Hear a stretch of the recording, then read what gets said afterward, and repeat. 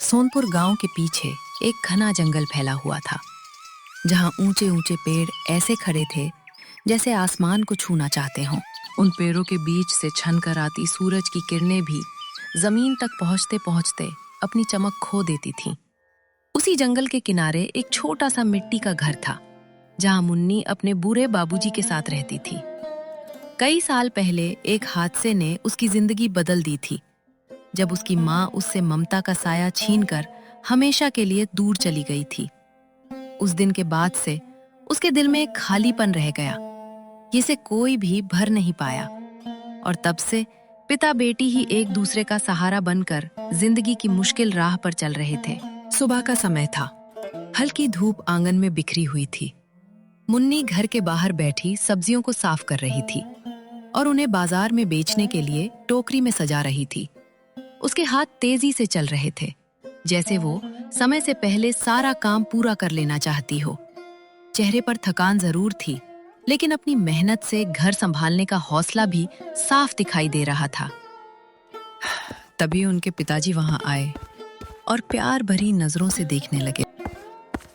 मुन्नी बेटी, सुबह से देख रहा हूँ तू एक पल के लिए भी बैठी नहीं है। तेरे ये छोटे छोटे हाथ कब से काम किए जा रहे हैं, थकते नहीं क्या? तेरे चेहरे की थकान तो सब बता रही है। जिंदगी की सारी जिम्मेदारियां अपने ऊपर लेकर ऐसे मत चल मेरी बच्ची। कभी कभी खुद के लिए भी थोड़ा वक्त निकाल लिया कर। तू मेरी बेटी है, कोई मशीन नहीं जो बिना रुके बस काम करती रहे। बाबूजी, अगर मैं रुक गई तो हमारे घर का चूल्हा भी रुक जाएगा। ये सब्जियां ही तो हैं जो हमारे घर में 2 वक्त की रोटी लेकर आती हैं। आपकी दवा, घर का खर्च, सब कुछ तो इसी मेहनत से चलता है। फिर अगर मैं ही हिम्मत हार गई तो हमारा सहारा कौन बनेगा?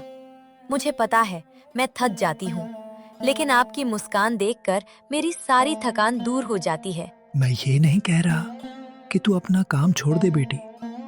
मेहनत करना तो तेरी आदत बन गई है और यही तेरी ताकत भी है। लेकिन कभी कभी अपने इस बूढ़े बाप की बात भी मान लिया कर। थोड़ा आराम कर लिया कर। कुछ पल यूं ही बैठकर मुस्कुरा लिया कर। जिंदगी सिर्फ जिम्मेदारियों का बोझ उठाते रहने का नाम नहीं है मेरी बच्ची। इसमें अपने छोटे छोटे सपनों के लिए भी थोड़ी जगह होनी चाहिए। क्या करूं बाबूजी, जब भी थोड़ी देर के लिए खाली बैठती हूँ तो माँ की यादें आंखों के सामने आ जाती हैं। उनका वो प्यार, वो हंसी, सब कुछ आंखों के सामने घूमने लगता है। फिर मन भारी हो जाता है। और आप भी तो अब पहले जैसे नहीं रहे बाबूजी। आपकी उम्र आराम करने की है, मेहनत करने की नहीं। अगर मैं ही काम से पीछे हट जाऊं तो हमारा घर कैसे चलेगा? मुझे तो बस यही लगता है कि इसी तरह सारी जिंदगी मेरे हाथ चलते रहें और मैं आपका सहारा बनी रहूं। तू सच में बहुत हिम्मत वाली है मेरी बच्ची। तेरी उम्र में जहां लोगों को सहारे की जरूरत होती है, वहां तू खुद अपने कंधों पर इतनी सारी जिम्मेदारियां उठा रही है। बस कभी कभी डर लगता है कि कहीं ये हिम्मत दिखाते दिखाते तू अंदर से कहीं कमजोर ना पड़ जाए। अगर मैं कमजोर पड़ गई ना बाबूजी, तो फिर आपको कौन संभालेगा? इसलिए मैं टूट नहीं सकती। आपकी आंखों में भरोसा देखकर ही तो मुझे हर मुश्किल से लड़ने की ताकत मिलती है। मुझे बस इतना चाहिए कि आप हमेशा मेरे साथ रहें। दोनों कुछ देर तक बात करते रहे। उस बातचीत में बहुत कुछ छुपा था, दर्द भी, बीते हुए दिनों की यादें भी, और एक दूसरे के लिए गहरा प्यार भी। कुछ समय बाद दोपहर हो गई। सूरज सिर के ऊपर आ चुका था और उसकी तेज गर्मी चारों तरफ फैलने लगी थी। तभी जंगल की तरफ से एक अनजान लड़की धीरे धीरे लड़खड़ाते हुए बाहर आई। उसके कदम इतने कमजोर थे जैसे हर कदम उसके लिए एक बड़ी कोशिश बन गया हो। चेहरे पर थकान और आंखों में बेबसी साफ दिखाई दे रही थी। चलते चलते वो मुन्नी के घर के पास पहुंची और वहीं रुक गई, जैसे उसके शरीर ने अब और आगे बढ़ने से इनकार कर दिया हो। उसी वक्त मुन्नी अपने बाबूजी की दवाई लेकर वापस लौट रही थी। जैसे ही उसकी नजर उस लड़की पर पड़ी, वो हैरानी से वहीं ठिठक गई। अरे, तुम ठीक तो हो? इतनी दूर जंगल के अंदर से यहाँ तक कैसे आ गई? ये रास्ता तो गांव से भी काफी दूर है और तुम्हारी हालत देखकर लग रहा है कि तुम बहुत देर से परेशान हो। लड़की ने कुछ कहने की कोशिश की, लेकिन थकान की वजह से उसकी आवाज जैसे गले में ही अटक गई। उसने धीमी आवाज में बस इतना कहा, क्या मुझे थोड़ा पानी मिल सकता है? बहुत प्यास लगी है। मुन्नी ने एक पल की भी देरी नहीं की। वो तुरंत घर के अंदर गई और पानी से भरा गिलास लाकर उसके हाथों में दे दिया। लो बहन, तुम पहले पानी पी लो। लड़की ने कांपते हाथों से गिलास पकड़ा और पानी ऐसे पीने लगी जैसे कई घंटों बाद उसे राहत मिली हो। उसकी आंखों में थकान के साथ एक अजीब सा सुकून भी दिखाई दे रहा था। तभी बाबूजी भी धीरे धीरे बाहर आ गए। उन्होंने लड़की को देखा और चिंता भरी आवाज में बोले, मुन्नी बेटी, ये कौन है? इसकी हालत तो बहुत खराब लग रही है। कहीं इसके साथ कुछ बुरा तो नहीं हुआ? बाबूजी, मुझे भी नहीं पता ये कौन है। बस इसी हालत में यहाँ तक पहुँची है। शायद रास्ता भटक गई है। लड़की ने पानी पीकर धीरे से अपनी सांस संभाली। बाबूजी ने प्यार से उसकी तरफ देखा और बोले, डर मत बेटी, यहाँ तेरे साथ कोई कुछ बुरा नहीं करेगा। आराम से बता, तेरा नाम क्या है और तू इस जंगल तक कैसे पहुंच गई? लड़की कुछ देर चुप रही। ऐसा लग रहा था जैसे वो अपने अंदर छुपे दर्द और डर से लड़ रही हो। मुन्नी ने उसे सहारा देकर बिठाया और खुद उसके पास बैठ गई।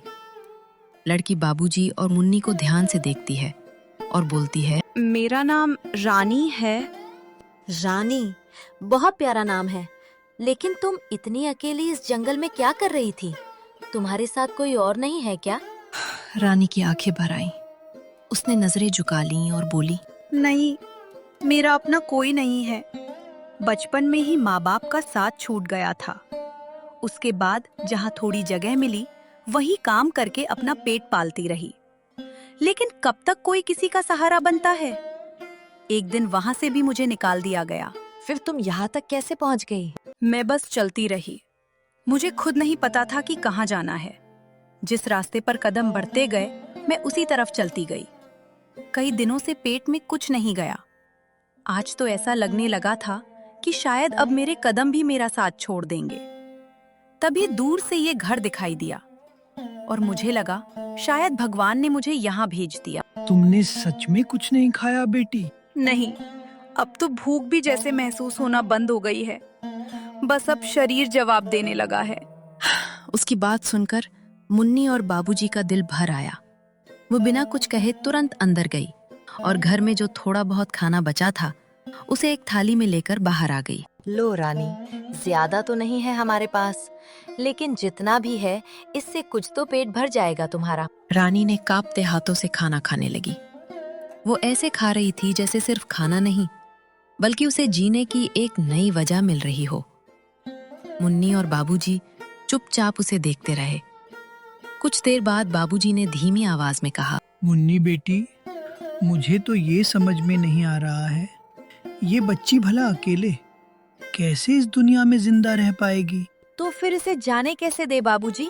जिसके पास अपना कहने वाला कोई नहीं है, अगर हम भी उसका हाथ छोड़ देंगे तो इसका सहारा कौन बनेगा? बात तो तेरी सही है बेटी, लेकिन तुम्हें तो पता है अपने घर की हालत।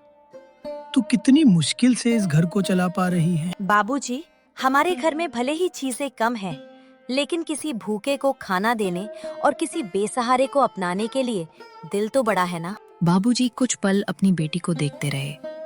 उनकी आंखों में गर्व था। फिर उन्होंने रानी की तरफ देखा और बोले, ठीक है बेटी, अगर तू चाहे तो हमारे साथ रह सकती है। घर छोटा जरूर है, लेकिन यहाँ तुझे कभी अकेलापन महसूस नहीं होने देंगे। सच कह रहे हैं आप लोग? मैं यहाँ रह सकती हूँ? बाद में कभी मुझे यहाँ से जाने के लिए तो नहीं कहेंगे? रानी, जो इंसान अपनेपन की तलाश में इतना भटक चुका हो, उसे कोई अपने घर से कैसे निकाल सकता है? अब ये घर जितना हमारा है, उतना ही तुम्हारा भी है। मुझे तो अभी भी यकीन नहीं हो रहा। मैंने कभी नहीं सोचा था कि कोई बिना मतलब के मुझे अपने परिवार का हिस्सा बना लेगा। दिन बीतते गए और उस छोटे से घर की रौनक बदलने लगी। पहले जहाँ सिर्फ सन्नाटा रहता था, अब वहाँ छोटी छोटी बातों पर हंसी सुनाई देती थी। रानी धीरे धीरे उस घर में ऐसी घुल मिल गई थी जैसे वो हमेशा से वही रहती हो। एक सुबह मुन्नी की आंख खुली तो उसे आंगन में कुछ खटर पटर की आवाज सुनाई दी। वो हैरानी से बाहर आई और बोली, अरे इतनी सुबह कौन बाहर है? जैसे ही मुन्नी सब्जियों की क्यारी के पास पहुंची, उसने देखा कि रानी हाथ में पानी की बाल्टी लिए पौधों को पानी दे रही थी। मुन्नी मुस्कुराते हुए बोली, अरे रानी, तुम ये क्या कर रही हो? कहीं ज्यादा पानी डालकर सब्जियों को डुबोने का इरादा तो नहीं है? बहुत मजाक करती हो मुन्नी। पहली बार कर रही हूँ, इसलिए थोड़ी गलती हो सकती है। तुम बस मुझे बता दो कैसे करना है। अच्छा, लेकिन इतनी सुबह उठकर ये सब करने की जरूरत क्या थी? जरूरत नहीं थी, लेकिन ये तो मेरा फर्ज बनता है, क्योंकि जिस घर ने मुझे अपनापन दिया है उसके छोटे छोटे कामों में मेरा भी हिस्सा होना चाहिए। तुम और बाबूजी हमेशा मेरा ख्याल रखते हो। आज मेरा मन हुआ कि मैं भी इस घर के लिए कुछ करूं। तभी बाबूजी भी वहां आ गए और मुस्कुराकर बोले, अरे वाह, आज तो घर में कुछ नया हो रहा है। लगता है अब मेरी छुट्टी होने वाली है। हाँ बाबूजी, अब लगता है रानी आपका सारा काम छीन लेगी। बाबूजी, अब मैं भी तो इस घर की बेटी हूँ, सिर्फ यहाँ रहने वाली नहीं। इस घर की जिम्मेदारी मेरी भी है। तीनों हंसी खुशी बात करते रहे। ऐसा एहसास हो रहा था कि अब इस छोटे से घर में सिर्फ लोग नहीं बल्कि रिश्ते भी बसने लगे थे।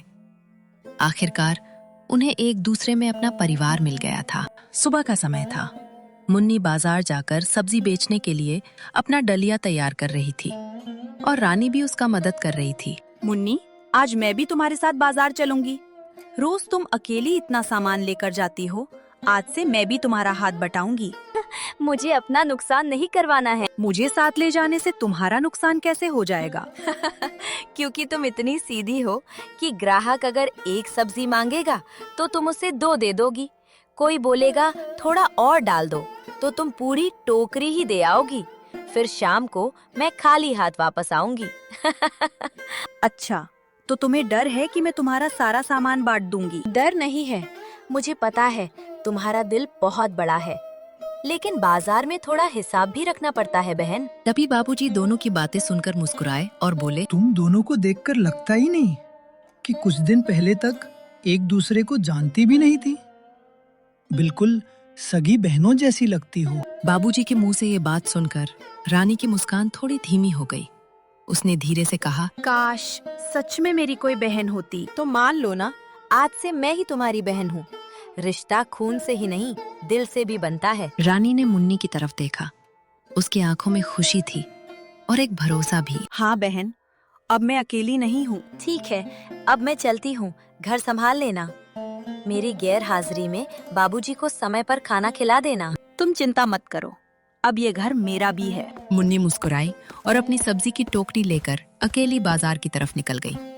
रास्ते भर उसके चेहरे पर एक अलग ही सुकून था, क्योंकि अब उसे लग रहा था कि घर में उसके बाबूजी का देखभाल करने वाला है कोई। उधर रानी भी घर के कामों में लग गई।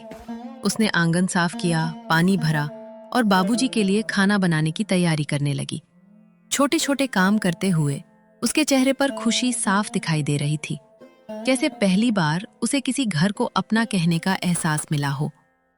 शाम हो चुकी थी। दिन भर की मेहनत के बाद मुन्नी सब्जियां बेचकर घर वापस लौट आई। दोनों बहनों ने मिलकर खाना बनाया और रात में तीनों ने साथ बैठकर खाना खाया। अब उस छोटे से घर में सिर्फ जरूरतें नहीं थीं, बल्कि साथ और अपनापन भी था। खाना खाने के बाद कुछ देर तीनों ने बात किया।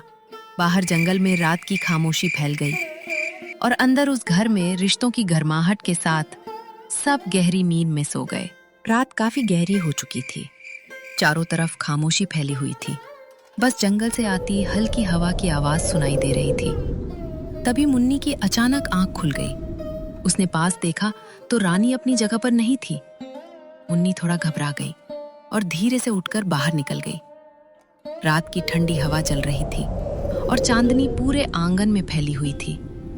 तभी उसकी नजर आंगन के किनारे खड़ी रानी पर पड़ी। वो बिल्कुल शांत खड़ी थी और दूर अंधेरे रास्ते में ऐसा लगा जैसे कोई महिला वापस जा रही हो। मुन्नी के मन में सवाल उठने लगे। रानी, इतनी रात को यहाँ अकेली क्यों खड़ी है?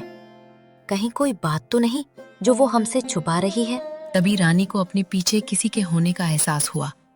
उसने धीरे से पलटकर देखा तो सामने मुन्नी खड़ी थी। मुन्नी को देखते ही रानी का चेहरा बदल गया। वो डर गई, जैसे वो नहीं चाहती थी कि मुन्नी को कुछ भी उसके बारे में पता चले। मुन्नी, तुम यहाँ? हाँ, मैं यहाँ हूँ, लेकिन तुम ये बताओ कि इतनी रात को अकेली बाहर क्या कर रही थी? वो बस ऐसे ही, नींद नहीं आ रही थी तो बाहर आ गई। रानी, मुझे झूठी कहानी सुनाने की कोशिश मत करो। तुम्हारी आंखों में परेशानी साफ दिखाई दे रही है। तुम यहाँ किसी से मिलने आई थी ना? आखिर बात क्या है? मुझे ऐसा लगा कि कोई भाग कर जा रहा है। रानी कुछ देर तक चुप रही। हवा चलती रही और दोनों के बीच एक अजीब सी खामोशी छा गई। मुन्नी, अगर मैं अपनी जिंदगी का हर सच अभी तुम्हारे सामने ना रख पाऊं, तो क्या तुम फिर भी मेरा साथ दोगी? रानी, मैंने तुम्हें तुम्हारे अतीत को जानकर अपना नहीं माना था। मैंने तो तुम्हारे दर्द और तुम्हारे दिल को देखकर तुम्हें अपनाया है। बस तुम मुझसे सच मत छुपाना। मुन्नी की बात सुनकर रानी की आंखें भर आईं। तुम और बाबूजी मेरे लिए बहुत खास हो। मैं कभी तुम्हारा भरोसा नहीं तोड़ सकती, लेकिन मेरे पीछे एक ऐसा अतीत है जिससे मैं जितना दूर भागती हूँ उतना ही डर लगता है कि वो मुझे ढूंढता हुआ यहाँ तक ना आ जाए। मुन्नी ने रानी की आंखों में छुपा डर देख लिया। उसने चिंता से पूछा, रानी, सच सच बताओ, क्या कोई तुम्हें परेशान कर रहा है? क्या कोई ऐसी बात है जो तुम मुझसे छुपा रही हो? रानी ने मुन्नी की तरफ देखा, जैसे कुछ कहना चाहती हो, लेकिन शब्द उसका साथ नहीं दे रहे थे। कुछ पल की खामोशी के बाद उसने धीरे से नजरें झुका ली और बिना कोई जवाब दिए चुपचाप अंदर की तरफ चल पड़ी। मुन्नी वहीं खड़ी उसे देखती रह गई। उसके मन में कई सवाल थे, लेकिन रानी की खामोशी ने उसे और भी बेचैन कर दिया। सुबह की हल्की धूप आंगन में फैल रही थी। उस रात के बाद घर में सब कुछ ऊपर से वैसा ही था, लेकिन मुन्नी के मन में रानी को लेकर एक अनजाना सा सवाल बस गया था। वो चाहकर भी उस रात की बात भूल नहीं पा रही थी।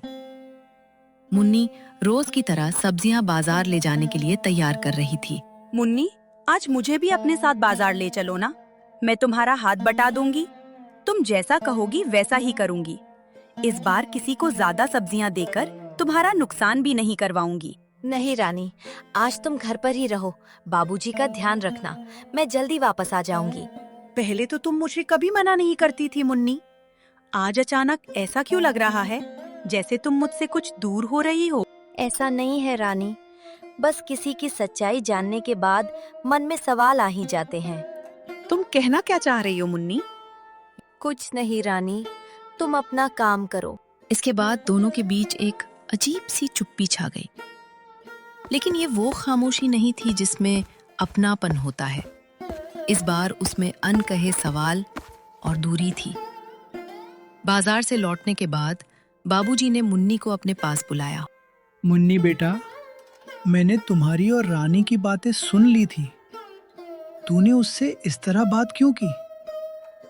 उसकी आंखों में जो दर्द था वो साफ दिखाई दे रहा था। बाबूजी, उसका दर्द मुझे भी दिखाई देता है, लेकिन उसके पीछे छुपी हुई बातों का क्या? वो हमसे कुछ छुपा रही है। बेटी, हर इंसान की जिंदगी में कुछ ऐसे पन्ने होते हैं जिन्हें वो किसी को जल्दी नहीं दिखा पाता। इसका मतलब ये नहीं कि वो इंसान गलत है। लेकिन अगर उसका छुपा हुआ सच हमारे लिए परेशानी बन गया तो? अगर वो जिस मुसीबत से भाग रही है वो हमारे दरवाजे तक आ गई तो? तू हर चीज को डर की नजर से मत देख बेटा। हो सकता है उसकी मजबूरी ने उसे ऐसा बना दिया हो। मैं बिना जाने किसी पर शक नहीं करना चाहती बाबूजी, लेकिन जब सामने वाला खुद कुछ छुपाए तो मन में डर आ ही जाता है। सावधानी रखना गलत नहीं है, लेकिन ज्यादा शक कभी कभी उन रिश्तों को भी दूर कर देता है जो बड़ी मुश्किल से मिलते हैं। याद रख मुन्नी, वो लड़की कुछ ही दिनों में हमारे घर का हिस्सा बन गई है। बस ध्यान रखना कि तेरी चिंता कहीं उसे हमसे दूर ना कर दे। मुन्नी कुछ नहीं बोली। वो चुपचाप बैठी रही, लेकिन उसकी आंखों में अभी भी अपना जवाब ढूंढने की जिद साफ दिखाई दे रही थी। रात गहरी हो चुकी थी। चारों तरफ एक अजीब सा सन्नाटा पसरा हुआ था। जंगल से आती हवा की धीमी आवाज सुनाई दे रही थी। मुन्नी अपनी खाट पर लेटी हुई थी, लेकिन उसकी आंखों से नींद कोसों दूर थी। उसके मन में बार बार रानी की बातें और उसका डर भरा चेहरा घूम रहा था। कोई इंसान यूं ही आधी रात को जंगल के पास जाकर किसी का इंतजार नहीं करता। और जब मैंने उससे पूछा तो उसने मेरी नजरों से नजरें क्यों चुरा ली?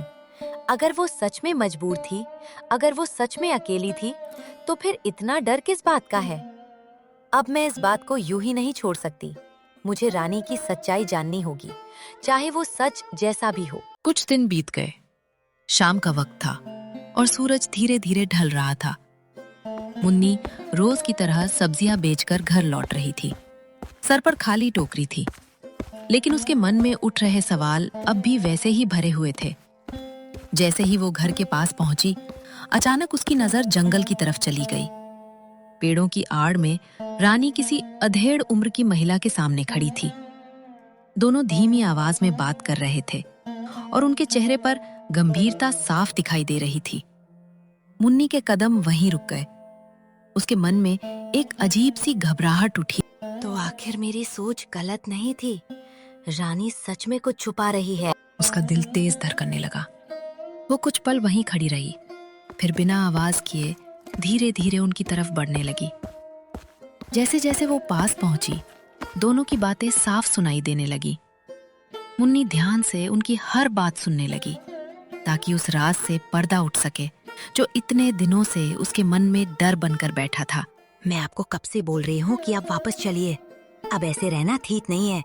आपकी ये हालत मुझसे देखी नहीं जा रही है। मैं जानती हूँ, लेकिन मैं अभी सच नहीं बता सकती। अगर मैंने सब कुछ कह दिया तो शायद मुन्नी मुझे कभी माफ नहीं करेगी। उसे लगेगा कि मैंने उससे कुछ छुपाया और उसका भरोसा तोड़ दिया। लेकिन कब तक आप अकेले ये बोझ उठाएंगी? कभी कभी सच छुपाने से रिश्ते बचते नहीं, बल्कि दूरियां बढ़ जाती हैं। मैं डरती हूँ। मैंने अपनी पूरी जिंदगी मुन्नी की खुशी के लिए लगा दी।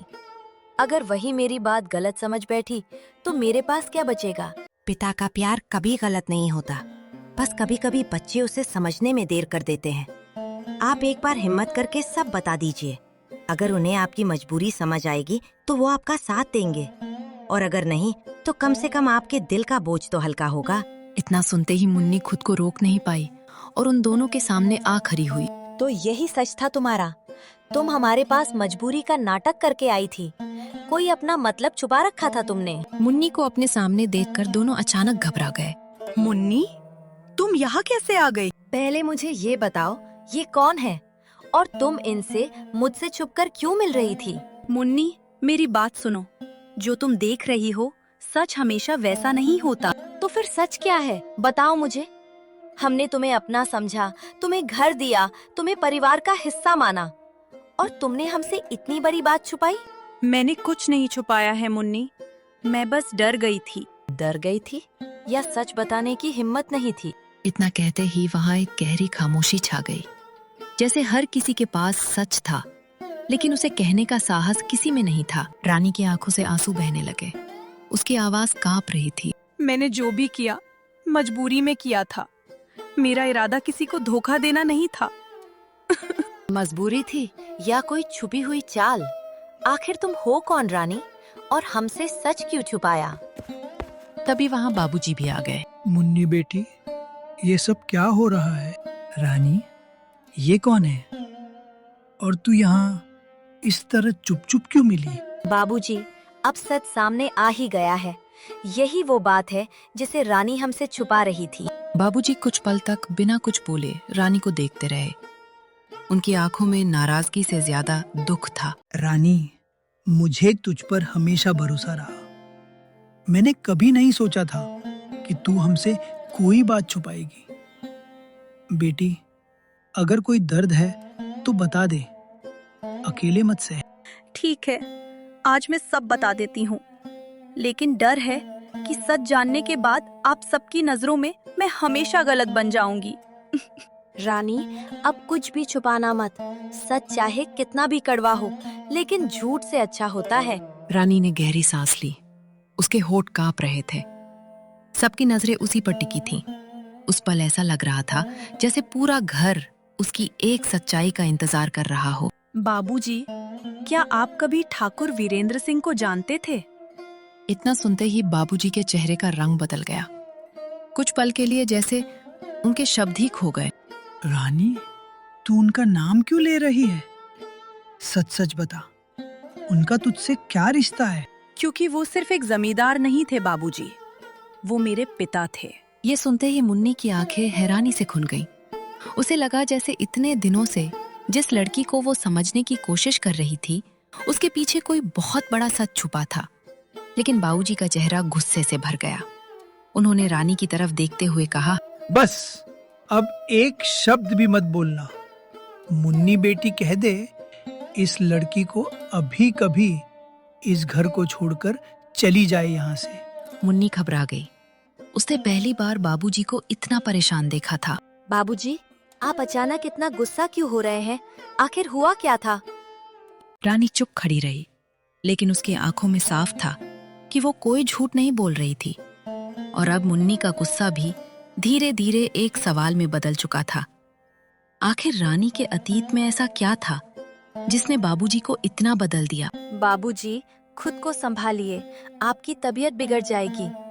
जो भी बात है आराम से सुन लेते हैं, मैं हूं ना आपके साथ। मुन्नी की बात सुनकर बाबूजी थोड़ा शांत हुए, लेकिन उनकी आंखों में अब भी नाराजगी साफ दिखाई दे रही थी। मुन्नी ने फिर रानी की तरफ देखा। उसकी आवाज में सख्ती थी, लेकिन दिल में कई सवाल थे। रानी, अब कोई बात छुपाना मत, मुझे सच जानना है। ठाकुर वीरेंद्र सिंह कौन है? अगर वो तुम्हारे पिता हैं, तो बाबूजी उन्हें कैसे जानते हैं? और तुम हमारे घर तक क्यों आई थी? रानी की आंखें नम हो गईं। उसने धीरे से कहा, आज मैं सब बता दूंगी। मेरे सच के बाद अगर तुम्हें लगे कि मैंने गलती की है, तो बाबूजी और आप जो फैसला करोगे मुझे मंजूर होगा। मैं इस घर से चली जाऊंगी। वहां पर एक अजीब सी खामोशी छा गई।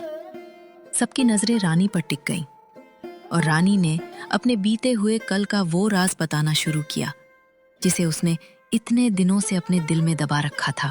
मुन्नी, मैं उसी ठाकुर बीजेंद्र की बेटी हूँ जिन्हें तुम और बाबूजी आज भी अपना दुश्मन समझती हो। लेकिन सच ये है कि कभी तुम्हारे बाबूजी और मेरे पिताजी एक दूसरे के सबसे अच्छे दोस्त थे। दोनों ने साथ मिलकर हर सुख दुख और व्यापार संभाला। फिर कुछ लोगों की बातों और गलत फहमियों ने उनके बीच ऐसी दीवार खड़ी कर दी कि रिश्ते बिखर गए। उसी टूटन ने तुम्हारी माँ को भी अंदर तक तोड़ दिया और वो हमें हमेशा के लिए छोड़ गईं। मेरे पिताजी को अपनी उस गलती का पछतावा आखिरी सांस तक रहा। मैं यहाँ कोई सफाई देने नहीं, बल्कि सालों से दबे उस सच को तुम्हारे सामने लाने आई हूँ। क्या तेरे पिताजी अब इस दुनिया में नहीं हैं? हाँ मुन्नी, वो कुछ महीने पहले ही हमें छोड़कर चले गए। आखिरी दिनों में उनके मन में सिर्फ एक ही बात थी, उनका पछतावा। उन्हें अपनी गलती का एहसास हो चुका था, लेकिन वो दर्द और अपराध बोध उन्हें अंदर ही अंदर कमजोर करता चला गया। लेकिन जाते जाते उन्होंने मेरा हाथ पकड़कर मुझसे एक वादा लिया था। उन्होंने कहा था कि जो सच इतने सालों से छुपा हुआ है वो तुम लोगों के सामने जरूर बताऊं। मैंने उन्हीं की आखिरी इच्छा पूरी करने के लिए यहाँ कदम रखा है मुन्नी, ताकि पुराने जख्मों पर पड़े झूठ के पर्दे हट सके और सच्चाई सबके सामने आ सके। कैसी सच्चाई? आप लोग क्या बोल रहे हो? और बाबूजी, आप लोग हमसे क्या छुपा रहे हैं आखिर? और हम लोगों का क्या लेना देना है इससे? वो तो तेरे पिता के सच्चे दोस्त थे बेटी। दोस्ती में भरोसा था, अपनापन था और एक दूसरे के लिए सम्मान था। कोई सोच भी नहीं सकता था कि कभी ऐसा दिन आएगा जब दोनों एक दूसरे से दूर हो जाएंगे। लेकिन बेटी, कहते हैं ना, कभी कभी अपने ही सबसे गहरा दर्द दे जाते हैं। रानी के पिता ने हमारे मुश्किल वक्त में हमारा साथ नहीं दिया। उन्होंने एक बार भी पलटकर हमारी खबर नहीं ली। रिश्तेदारों की बातों में आकर उन्होंने हमें सब कुछ छोड़ने पर मजबूर कर दिया। मैं कई बार सच बताने उनके पास गया, लेकिन उन्होंने मिलने तक से इनकार कर दिया। उस वक्त बहुत अकेलापन महसूस हुआ था। नहीं बाबूजी, ये पूरा सच नहीं है। आप लोगों को पूरा सच नहीं पता है और इसी वजह से तो मैं यहाँ आई हूँ। चुप कर रानी, तू तो अब कुछ मत बोल। तूने तो छल किया है हम लोगों के साथ। अब निकल जा यहाँ से, हमें कुछ नहीं सुनना और जानना। मुन्नी की बातें सुन के रानी को बहुत दुख हुआ और उसकी आंखों से आंसू निकलने लगे। और ये देख वो महिला गुस्से से बोलने लगी। बहुत हो गया, बहुत सुना दिया आप लोगों ने। चुप कीजिए काकी, आप इन्हें ऐसा कैसे बोल सकते हैं? उनको बोलने दीजिए जो भी बोलना है। नहीं, अब मैं चुप नहीं रहूंगी। आपने जब से होश संभाला है, आपने अपने जीवन में इन सब चीजों को लेके बहुत तकलीफ सहा है। बचपन में ही आपकी माँ चल बसी और अब बाबूजी का साया भी आपके ऊपर नहीं रहा। मुझे बोलने दीजिए। जब आप मिलने के लिए ठाकुर जी के पास आए थे, तो वो खुद अपना इलाज करने अस्पताल में भर्ती थे और उनके रिश्तेदारों आपसे झूठ मूठ का बोल दिया कि वो आपसे मिलना नहीं चाहते, क्योंकि उन्हें आपकी और ठाकुर जी की दोस्ती हमेशा से खटकती थी। और जब अस्पताल से आने के बाद ठाकुर जी को आप लोगों के बारे में पता चला, तो उन्होंने आप लोगों को बहुत ढूंढा, लेकिन आप लोग कहीं भी नहीं मिले। और कुछ दिन बाद उनके रिश्तेदारों ने उन्हें झूठे मुकदमे में फंसाकर उन्हें खुद के संपत्ति से बेदखल कर दिया।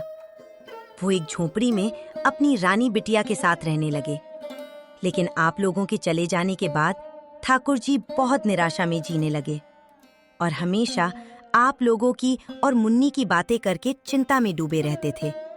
वो बिल्कुल ही टूट चुके थे। इतना सुनते ही मुन्नी की बाबूजी की आंखें नम हो गई और आंखें पछतावे से झुक गईं।